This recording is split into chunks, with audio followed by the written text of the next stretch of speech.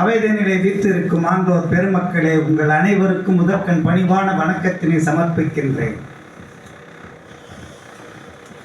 செந்தமிழ் அன்னையை நாவிலே தாங்கி நிற்கும் இன்ப கவிஞர் என்றுதான் இலக்கியவாதிகள் நாங்கள் அனைவருமே எனதருமை அண்ணன் இதய கீதம் அவர்களை அழைப்போம்.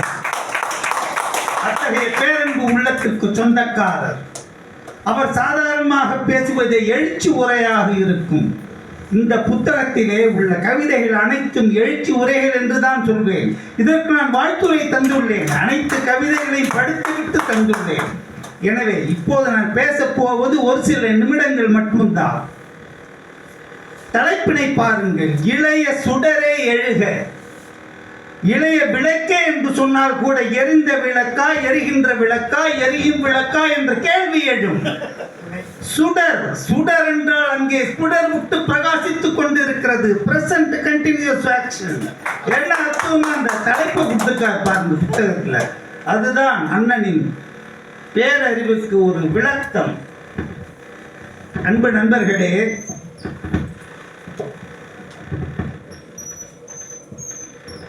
நாலு ஸ்டான்ஸா மட்டும் பேசிடுறேன்.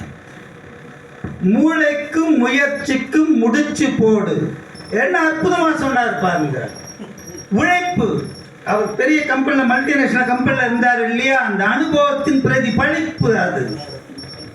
There's a basic difference between working hard and working smart. மாடு மாதிரி உழைக்கிறங்க அப்படின்னு சொல்லுவான். செக்கு மாடு மாதிரி உழைச்சிக்கிட்டே இருப்பான். He will not see any progress at all. Working smart, effort without direction and determination will only cause exhaustion and exasperation. It will not yield any result at all. அவ்வளவு அழகாக சொல்கிறார். மூளைக்கும் முயற்சிக்கும் முடிச்சு போடு. அப்படி உழைக்கும் போதுதான் உழைத்த உழைப்புக்கான வெற்றி கிடைக்கும். மூளைக்கும் முயற்சிக்கும் முடிச்சு போடு. தானாக முன்னேற்றம் நாடி வரும். அதை யாராலும் தடுக்க முடியாது. தானாக முன்னேற்றம் நாடி வரும். உன் முன்னே வாழ்த்து பாடி வரும். எப்படி வரும்? உன்னை பாடிக்கொண்டே வாழ்த்துக்கொண்டே வரும் என்று சொல்கின்றார். இந்த அனுபவத்தின் நிச்சயமாக ஒரு பெரிய கம்பெனியிலே ஒரு உயர்ந்த பதவியிலே இருக்கின்ற இவர் தன் அனுபவத்தை இப்படி அழத்தமிழ் பாடலில் வடித்துள்ளார்.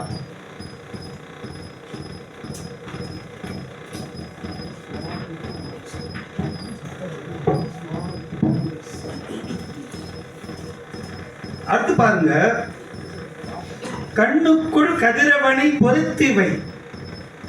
கண்ணுக்கு நிலவை பொருத்திவை என்றால் கூட ஏற்றுக்கொள்ளலாம். நிலவு குளிரும். கண்ணுக்குள் கதிரவனை பொருத்திவை. நான் சிந்தனை வீச்சு பாருங்கள்.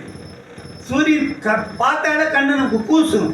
உன் கண்ணுக்குள் கதிரவனை பொருத்திவை. காலத்தை உன் கையில் மடக்கிவை. எப்படி இந்த வார்த்தைகள் எல்லாம் மன்னனுக்கு வந்து விழுந்தன என்று எனக்கு தெரியவில்லை.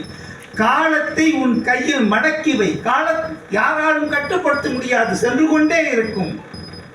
காலத்தை உன் கையில் மடக்கிவை. ஞானத்தை ஏவல் செய்ய பழக்கிவை. இந்த ஒட்டுமொத்த உலகமும் உனக்கு சேவகம் செய்ய வேண்டும் என்றால் உன் திறமை அப்படி இருக்க வேண்டும். அருமை. ஞானத்தையும் உழைப்பையும் உன்னுள்வை. அருமை, அருமை, அற்புதம். அதன் பிறகு பாருங்கள். ஆண் பெண் வேதத்தை உடைக்கணும். அகிலம் பயன் பெற உழைக்கணும். ஒரு பெண்ணுக்கு சொல்றாரு, பாப்பா பாட்டு மாதிரி இது. வீணை என்று என்றும் இருக்காதே, வீட்டுக்குள் முடங்கி நாளை கழிக்காதே. அற்புதம். அந்த பாரதி என்ன சொன்னாலும் அதான்.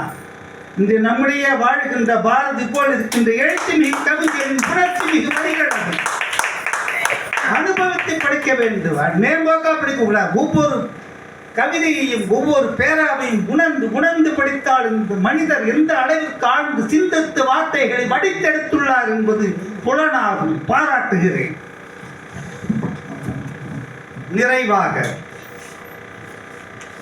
பச்சை பிள்ளைக்கு சொல்லார் அறிவுரை. பொது அறிவு நூல்களை நாளும் படி. அது கூட எவ்வளவு ஸ்பெசிபிக்கா சொல்லார் பாருங்க. நூல்களை படி அப்படின்ட்டுலாம் சொல்ல. நம்ம வந்து பேக்கெட் நாவல் கூட படிக்கலாம். தாம்பரத்தில் ரயிலில் ஏறி புக்கு படிச்சுட்டு பீச் ஸ்டேஷன் எடுக்க கூட மாட்டோம், தூக்கி போட்டு போயிட்டே இருப்போம். அது அல்ல. பொது அறிவு நூல்களை நாளும் படி. Daily read. Enhance your knowledge. இதெல்லாம் அந்த அனுபவம். அவர் பெரிய கம்பெனியில் இருந்தார், எப்படிப்பட்ட போஸ்ட்ல இருந்திருக்கார் அவர். அந்த அனுபவ வரிகள் வைர வரிகளாக ஒவ்வொரு பக்கத்திலும் தெரிகிறது. பொது அறிவு நூல்களை நாளும் படி, பொறுப்புள்ள நட்பினை பேணிப்பிடி. என்ன அழகு பார்க்கிறது. அந்த நட்பு எப்படி இருக்க வேண்டும்? பொறுப்பான நட்பாக இருக்க வேண்டும்.